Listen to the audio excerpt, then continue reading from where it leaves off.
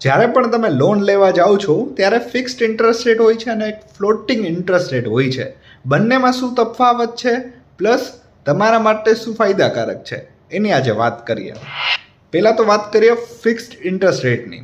જે સ્ટેબલ છે એનો ઈમાં પણ સ્ટેબલ રહેશે અને એનો ઇન્ટરેસ્ટ રેટ પણ ફિક્સ જ રહેશે. એમાં જ્યારે પણ તમારે વ્યાજ દરમાં વધારો ઘટાડો સરકાર દ્વારા આવશે ત્યારે તમારા ઈએમઆઈમાં કે તમારા ઇન્ટરેસ્ટમાં કાંઈ ફેર નહીં પડે, જેમ છે એમ નામ જ રહેશે, એક સ્ટેબિલિટી આપશે.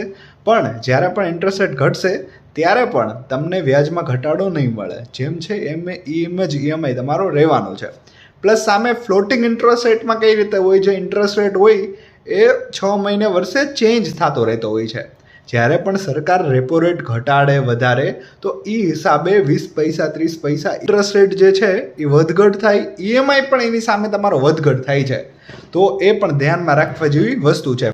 ફ્લોટિંગ ઇન્ટરેસ્ટ રેટમાં ફાયદો એ વસ્તુનો છે જ્યારે પણ તમે લોન લ્યો છો તો ઓછા વ્યાજવાળી મળે છે અને જ્યારે પણ ઇન્ટરેસ્ટ રેટ વધે છે ત્યારે ઈએમઆઈ તમારો વધે છે અને ઇન્ટરેસ્ટ રેટ જ્યારે ઘટે છે ત્યારે પણ તમને એનો ફાયદો થાય છે. એ ફાયદો તમને ફિક્સ્ડ ઇન્ટરેસ્ટ રેટમાં તમને મળવાનો નથી. અને આ જે કંઈ બી ફ્લોટિંગ ઇન્ટરેસ્ટવાળી લોન હોય છે ને, મોસ્ટ ઓફ લાંબા ગાળાની લોન હોય છે, 10 વર્ષ 15 વર્ષ, જેમાં તમારો ફાયદો થવાનો છે. અને જે પણ શોર્ટ ટર્મ માટેની લોન હોય છે ને, જેમ કે મોબાઈલની લોન કે પછી કાર લોન કે પછી બાઇક લોન, પર્સનલ લોન, એ બધી લોન હોય છે ને એ બધી ફિક્સ્ડ ઇન્ટરેસ્ટવાળી હોય છે, કેમ કે શોર્ટ ટર્મ માટે હોય છે, 1 વર્ષ 2 વર્ષ કે મેક્સિમમ 5 વર્ષ.